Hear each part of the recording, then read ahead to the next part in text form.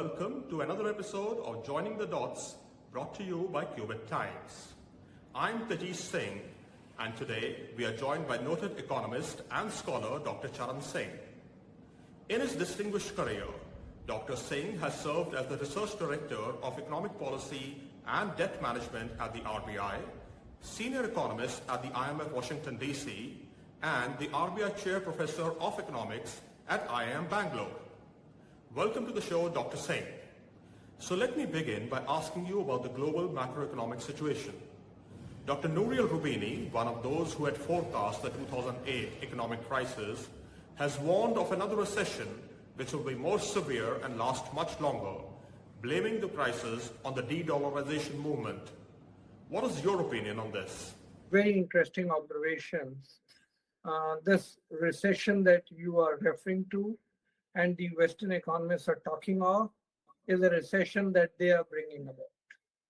And they have done it in a very knee-jerk reaction and pursuing policies that were neither prudent nor long-term nor sustainable.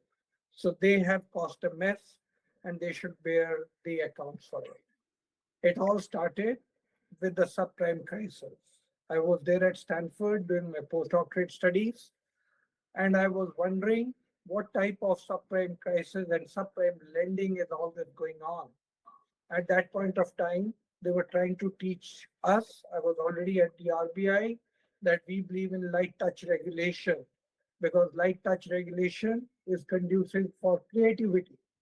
And the type of regulation that you people do in India, which is hardcore regulation, kills creativity. Well, I explained to them our reasons, but they did not understand, and they went on with the light touch regulation. They came out with mortgage-backed securities and asset-backed securities, which later on they sliced, diced, and sold it. And then you know what happened with Lehman Brothers. Obviously, that would have happened anywhere in the world. Now the Lehman Brothers happened, they collapsed, they suffered because they're the largest economy in the world. The whole world suffered because of them. Not only that, they went in for a very aggressive, unconventional monetary policy, as they call it, which was basically monetization, pumping liquidity in the system without taking any control of money supply. Their balance sheets, the Americans, the Europeans, the Brits, their balance sheets increased 4 times of the central bank, which meant inflation had to occur any day. But because times were a little bad, it didn't. So there's a liquidity trap up there, as they call it in economics. It didn't show up in inflation. Otherwise, there is a plain, simple quantity theory of equation, quantity theory of money, the equation which shows if money will go up, money supply will go up, inflation will go up. And that they didn't care. And so on, the world suffered severely because of that. There's a contagion, there's a spillover from the advanced countries to the emerging countries, and many things happened. And then, as you know, while they were trying to correct the situation, the world wasn't ready, and there were tantrums across the way. They had to delay their correction, and then COVID happened. Now in COVID, what did they do? They doubled their balance sheet. I mean, something that had increased 4 times in 3-4 years around 2008, within 2 years, they doubled their balance sheet. Extremely knee-jerk, foolish reactions. And then what happened? Obviously, inflation will happen. It's obvious. And when inflation happened, something more happened. There was a trigger. In 70, 80 years, first time there's a war in Europe going on. And therefore, there were global value chains which got disrupted, which had earlier got disrupted because of COVID and China, and the world came to a standstill. Just imagine a pandemic which is once in a century, and then to cap it, as they call it, the feather on the camel's back, was the war. And again, now prices are going up. Now, when prices are going up, they did the third folly. They did the sanctions on Russia. The moment you do that, oil prices go crazy. And as oil prices went crazy, and Ukraine-Russia war already had some supply side issues like wheat, like special metals, the whole market, global market turned crazy. To correct it, what did they do? They started raising interest rates extremely aggressively. In economics, there's a very standard theory of sacrifice ratio. These advanced countries can bear the cost because they're rich. They'll give unemployment allowance and get away with it. But emerging countries like India, which will be on this side getting all the spillovers and the capital flows, are the ones which are going to suffer the most. Right, right. So therefore, the recession they are talking of, it's a man-made recession brought out by their own stupid policies, unaccountable as far as their leadership roles in the world are concerned. Had we done something similar, the whole world had come on us heavily. But because they are doing it, nobody is accounting and nobody is asking them for accountability and holding responsibility. When Right. you do series of follies like this, what is going to happen? It is obvious. Firstly, recessionary phase, which will start from them and percolate down to the rest of the world. Secondly, loss of credibility and faith, which means people will lose faith in dollar, which they have already done so. Looking back in life, I think the sanctions they did with us in Pokhran, when Vajpayee did the Pokhran times, we withstood the sanctions. Russia has withstood the sanctions. Look at the latest data. Russia is doing better than anticipated. That means the sanctions on Russia was a self-goal. Americans suffered the most because of it.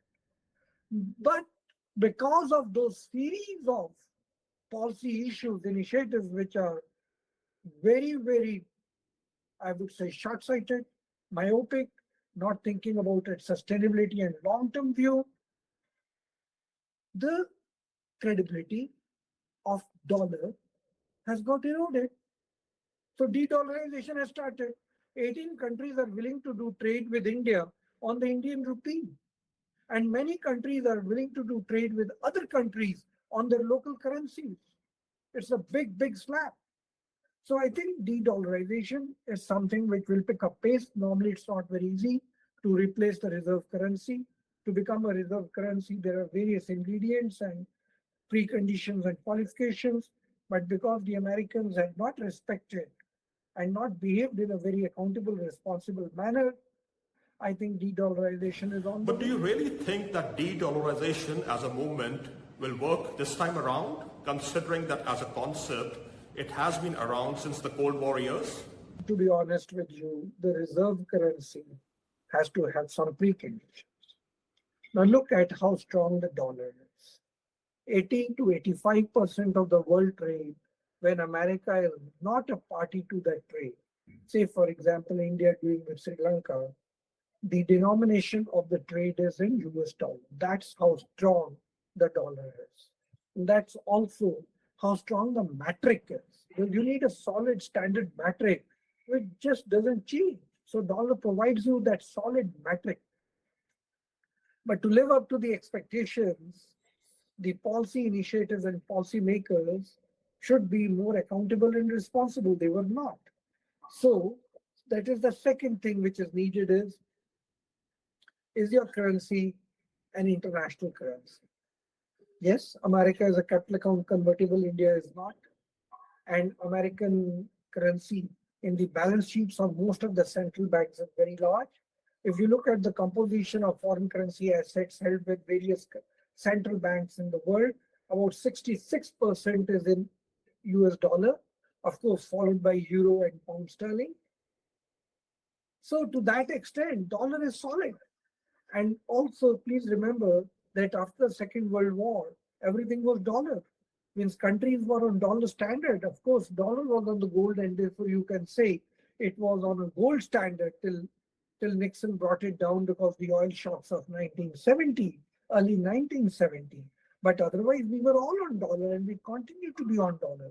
There are many currencies which have pegged their currency to the dollar even now. So to that extent, dollar is a solid currency, and so dollar is a reserve currency.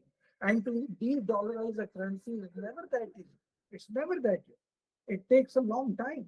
Before dollar, as you know, pound sterling was, but even today, pound sterling enjoys a very good status. Right. Of course, before euro came in, German mark was also, and French francs. But the point is, that you cannot dethrone a currency just by one episode or the other. But the trend has started. And that trend, I think, is extremely important because that shows that the world is no more unipolar and there are others which can influence. Just keep it in mind that American economy is about $21 trillion.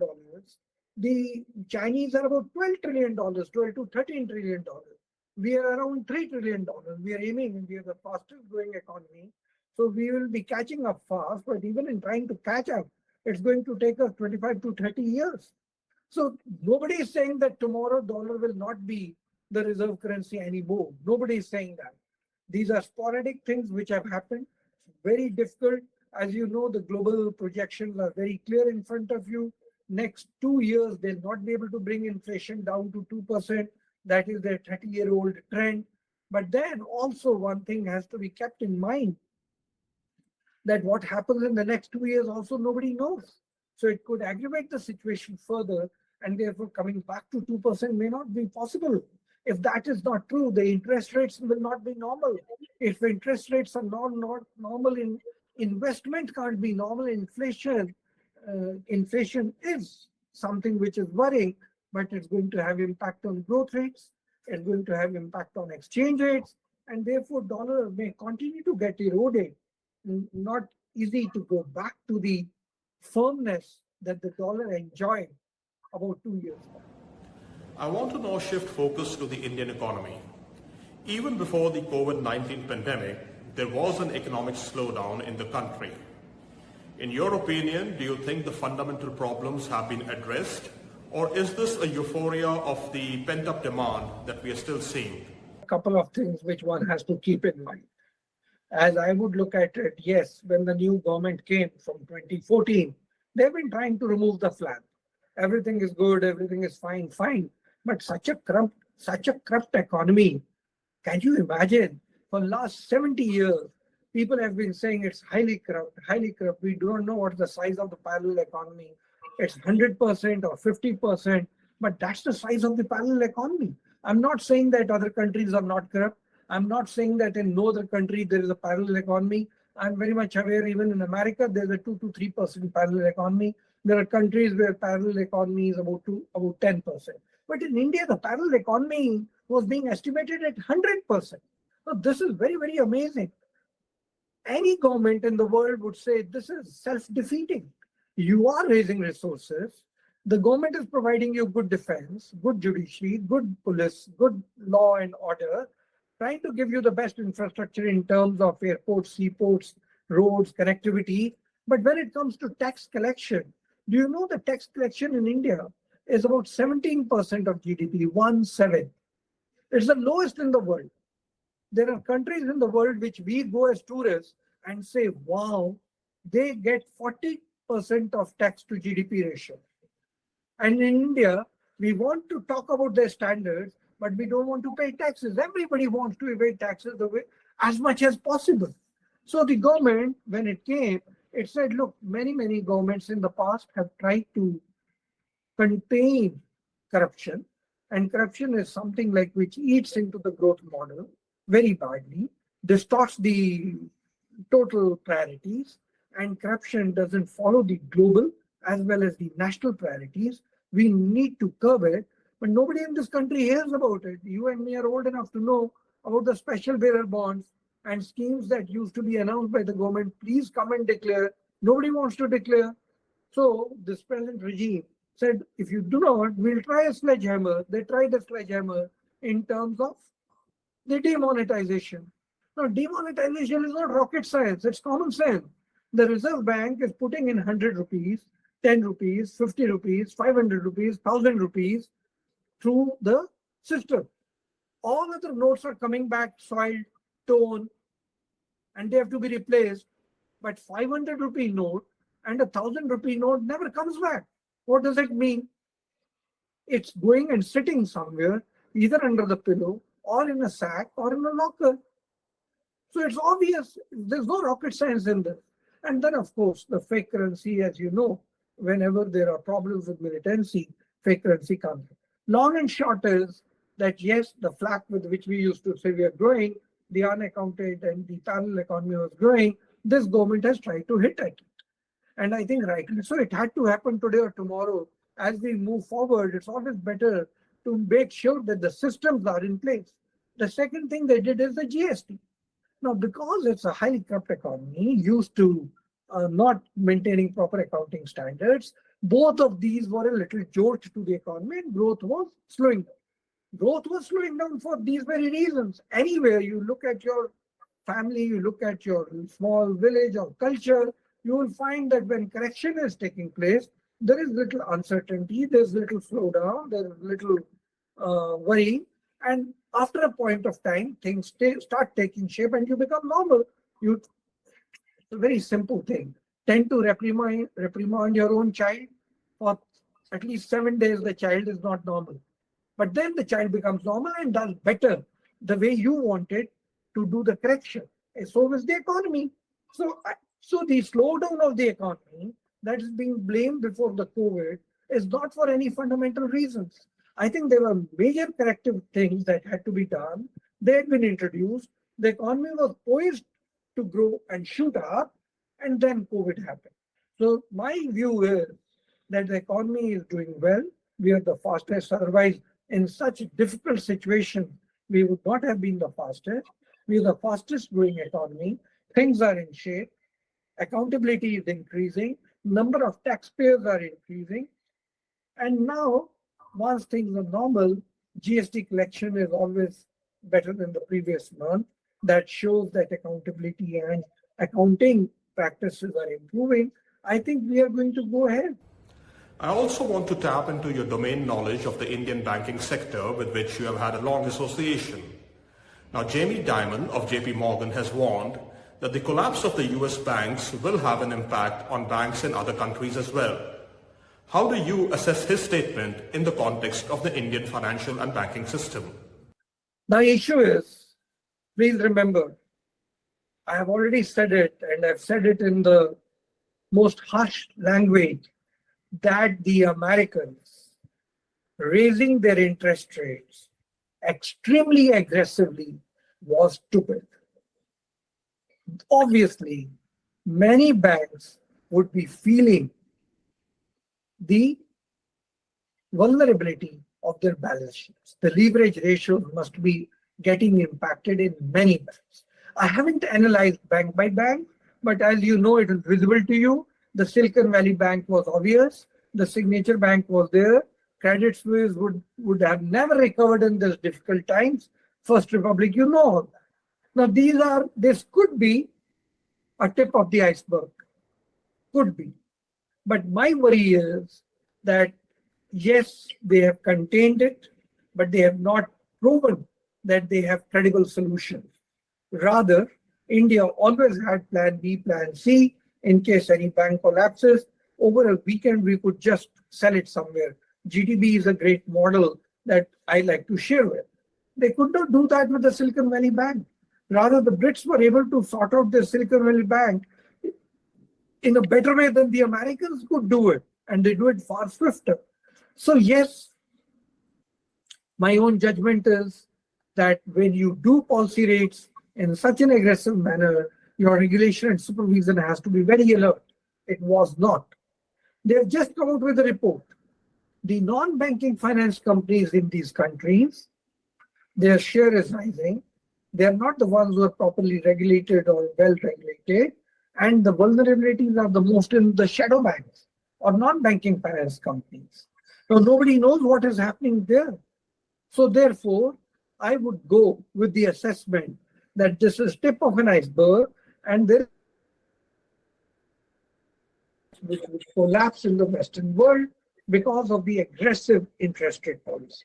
That partially explains why the Fed Reserve, after Silicon Valley, was not posturing for aggressive interest rate hike, but mild, which are more like a signal, symbolic, saying we are worried, we are trying to do something, knowing very well that they followed aggressive interest rate policy, their portfolios of commercial banks could get eroded.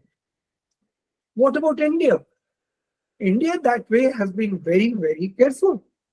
As I mentioned in the beginning, Our regulatory and supervisory mechanism is very solid and it's very tough. The Indian regulator keeps an eye on every bank as a regulator and supervisor. Most of the public sector banks, which are government owned, are listed on the stock market. The stock market regulator is also watching, and over and above it, the market is watching. So, therefore, the probability that something similar will happen to the Indian banking, I think, is zero. Nothing. We have been very cautious, we have been very careful, and I can tell you that the way the central bank in India, the Reserve Bank of India, has been monitoring, watching, and supervising the Indian banks, including important non-banking finance companies, they have taken care of the risks to a great extent. We did not get stuck even in 2008 when the whole world was down under, and that was because the regulator and supervisor did not permit complex derivative products in the Indian market. We were working with plain derivatives, and the brunt of the criticism was taken by the then governors of the Reserve Bank. If you read the media and press during that time, they would ridicule the Indian regulator, saying they do not understand these beautiful financial engineered modern products. And as the world turned upside down after 2008, Nobel laureates like Stiglitz made an observation that if the governor of the Reserve Bank was the president or chairman of Fed Reserve, we would not have had the Lehman Brothers situation. So India is, I think, much safer without any doubt.